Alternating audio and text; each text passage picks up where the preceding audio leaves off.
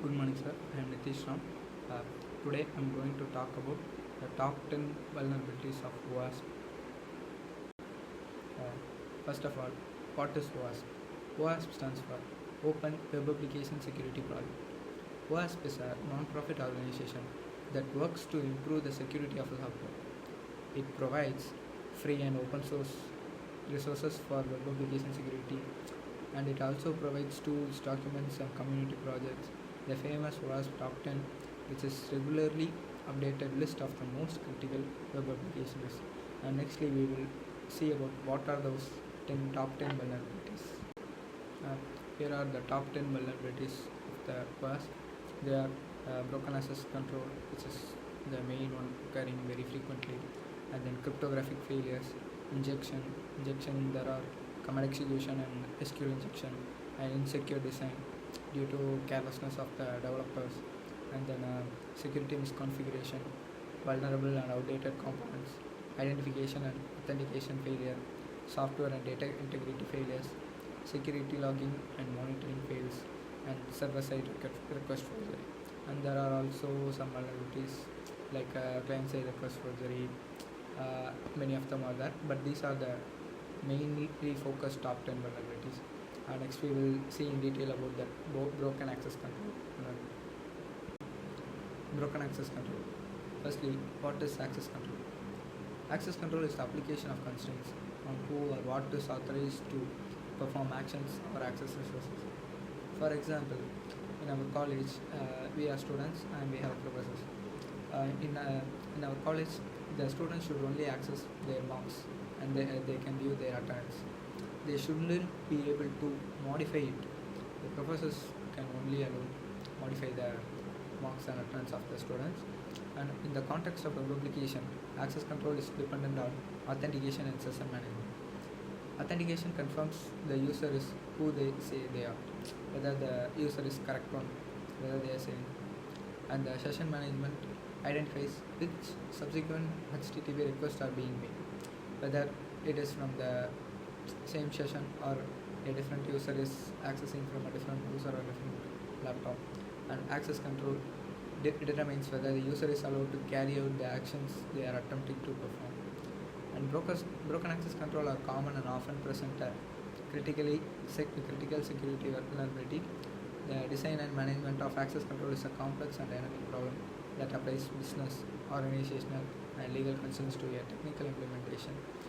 Access control design decisions have to be made by humans, so the potentials for errors. The real-world impact of vulnerability broken access control: unauthorized viewing of sensitive data, unauthorized modification or deletion of records, like I have explained in our college example. And then the common causes are relying on client-side controls, missing or flawed authorization checks in background, predictable object IDs like user 123. If you put that user equal to 124, we can access the user some other user's credentials. So it should be avoided. And how to prevent use server-side role-based access control and enforce least privilege.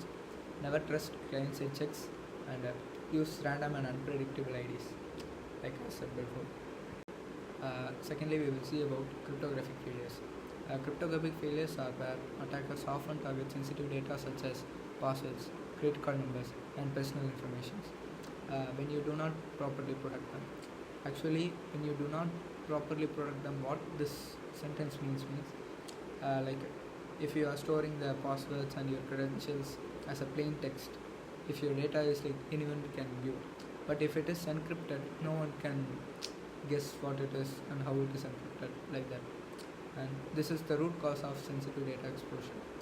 It is previously known as sensitive data exposure in older OWASP top 10 versions.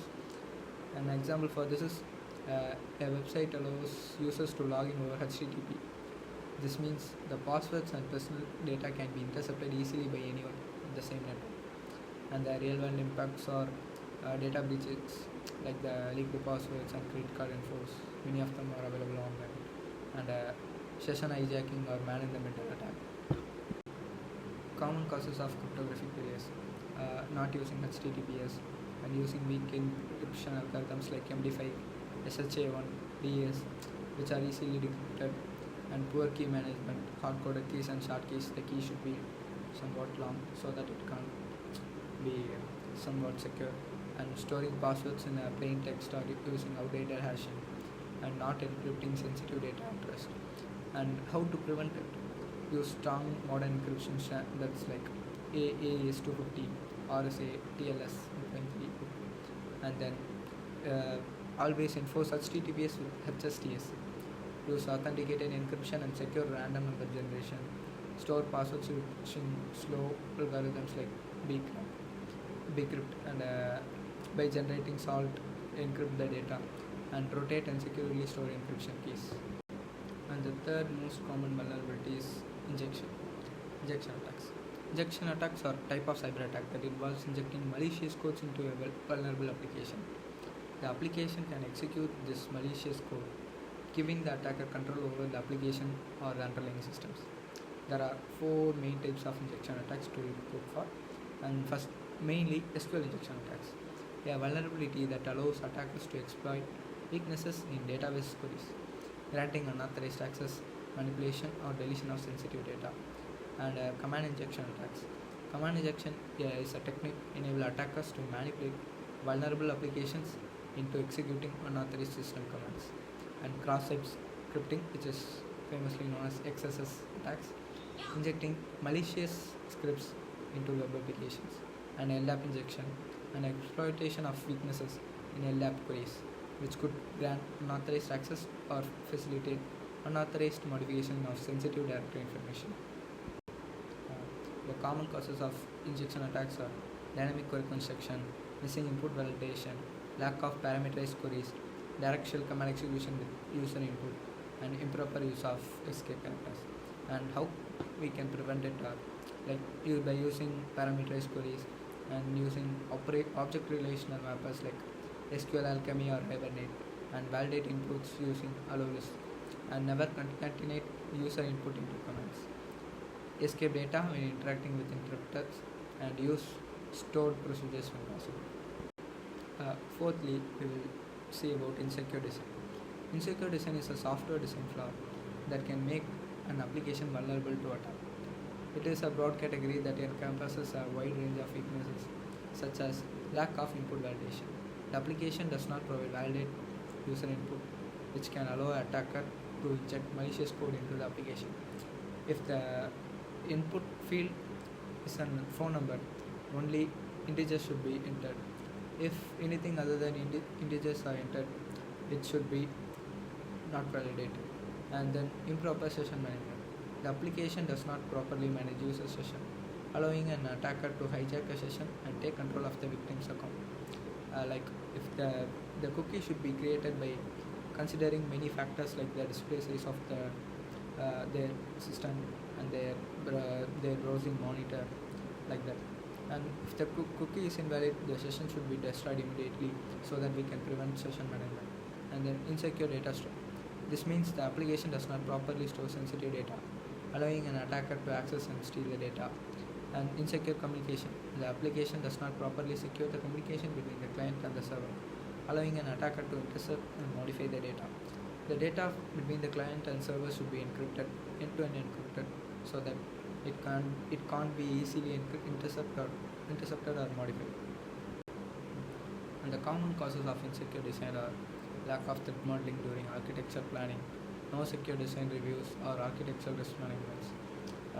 The testing team should be reviewed whether the design is secure or not, and ignoring misuse or abuse cases, weak access control logic embedded in systems flow, and not following the secure development lifecycle practices, which is famously known as SDLC. And how to prevent it? Perform threat modeling early in design phase, design for fail-safe defaults, and include security-focused architecture reviews. Use secure design patterns and simulate abuse cases in your design. If something abusively happens, what it should do, like that. Test many test cases. Nextly, we will see about security misconfiguration. Security misconfigurations can occur when security options are not defined to maximize security, or when services are deployed with insecure default settings. Security management misconfigurations are often overlooked but can be a significant security risk. Attackers can exploit them to gain unauthorized access to systems, data, or applications. Let us see some examples of security configurations. Using default passwords or configurations. Using these default settings can make it easy for attackers to gain access to the system. Like for example, if for admin we are keeping the password as default passwords like admin password username is admin and the password is admin, and username is admin and the password is password, like that. And enabling unnecessary features. Enabling these unnecessary features can increase the system's attack surface and make it more vulnerable to attack. And not patching software. Not patching software can leave the system vulnerable to attacks, many attacks. And the common causes of security misconfigurations are default passwords still in use, like the example I have said before, that admin, and verbose error messages that leak stack traces or conflicts, unnecessary features enabled, and missing security headers, unpatched software or outdated components. The software should be up to date. How to prevent it? Disable unnecessary features, services and ports, change default credentials from admin to passwords to use some strong passwords like some random characters, symbols, numbers, etc. And set security headers, run automated configuration scans, regularly update and patch software and dependencies, keep your system up to date, and remove or restrict admin interfaces from public networks. And nextly, we will see about vulnerable and outdated components. It refers to the use of open source or proprietary code that contains software vulnerabilities or which is no longer maintained. This code can be in the form of libraries or frameworks, and for web applications, this can include Laravel, Angular, Django, and many others.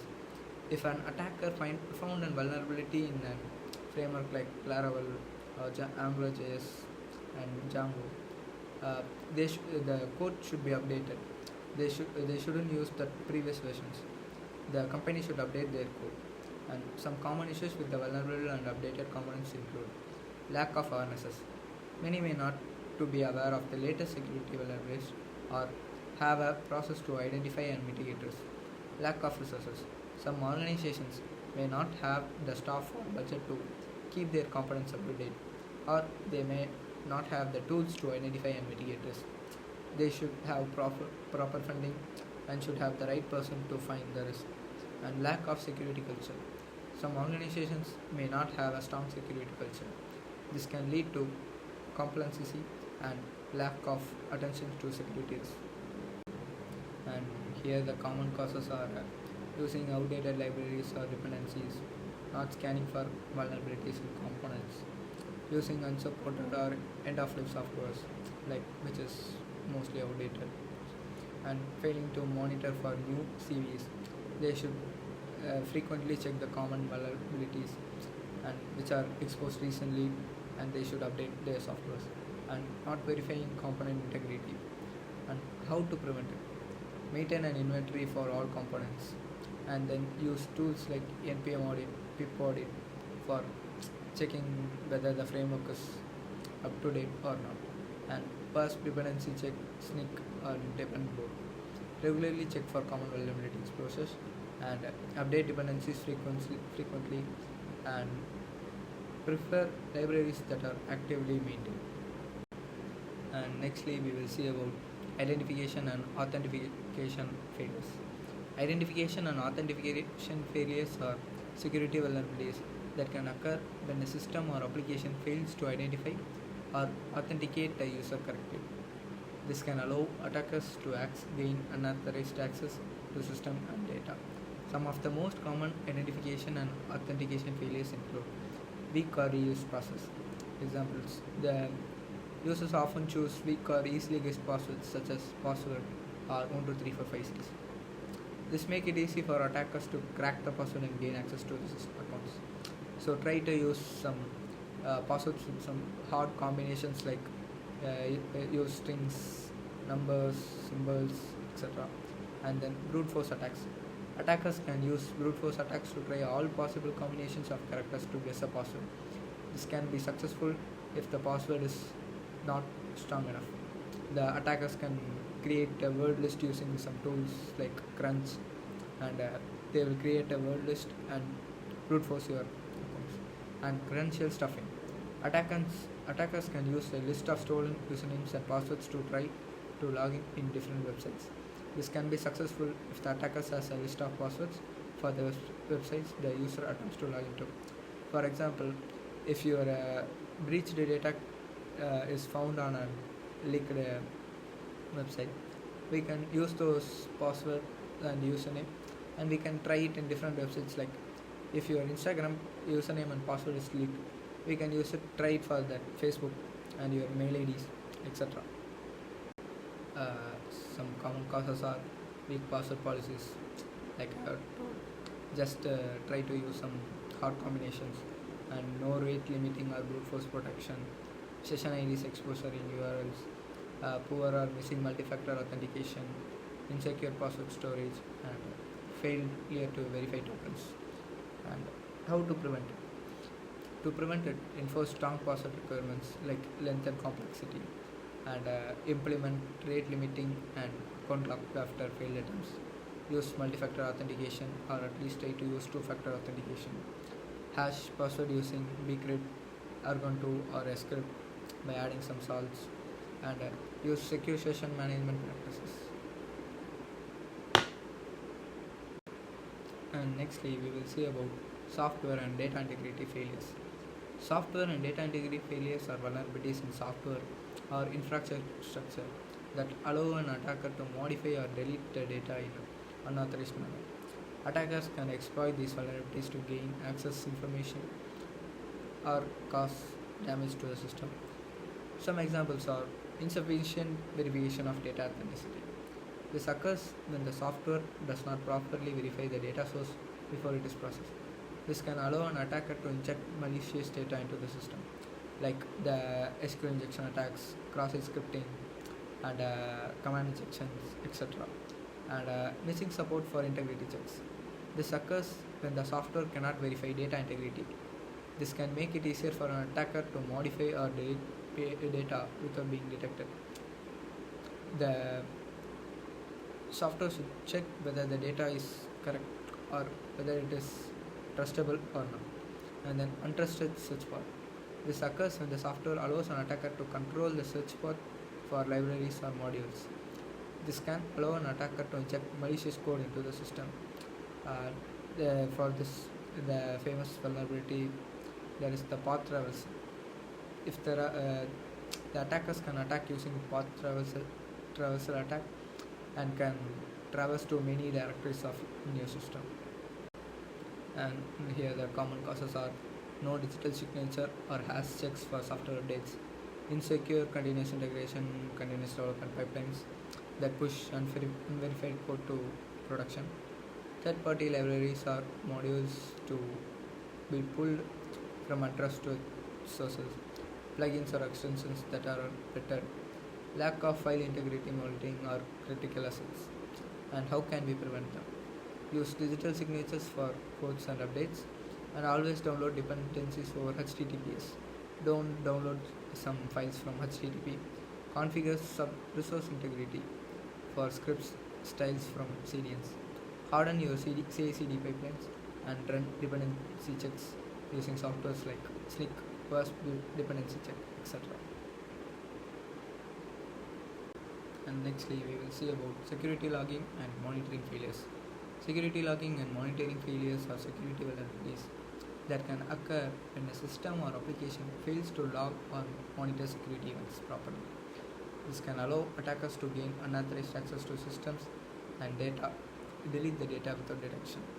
And some of the most common security logging and monitoring failures include not logging important security events. This can include failed login attempts, unauthorized access to sensitive data, or changes to system configuration.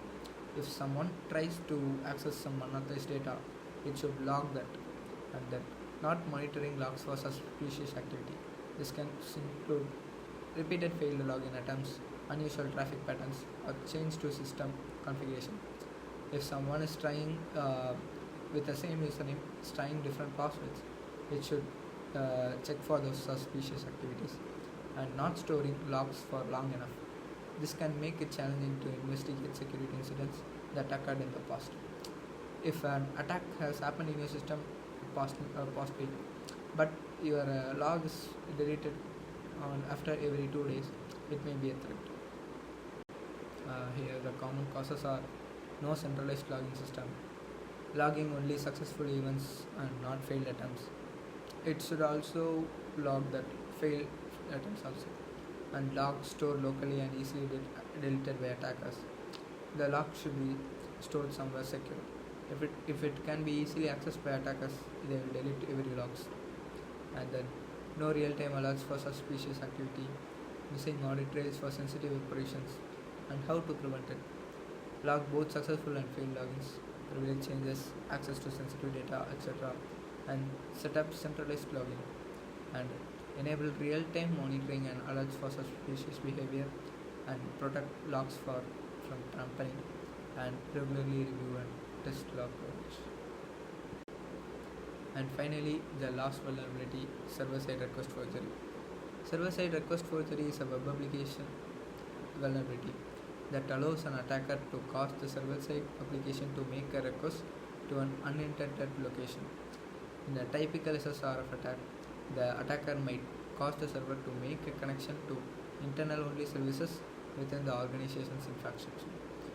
In other cases, they may be able to force the server to connect to an arbitrary external systems. This could leak sensitive data and such as authorization credentials, etc.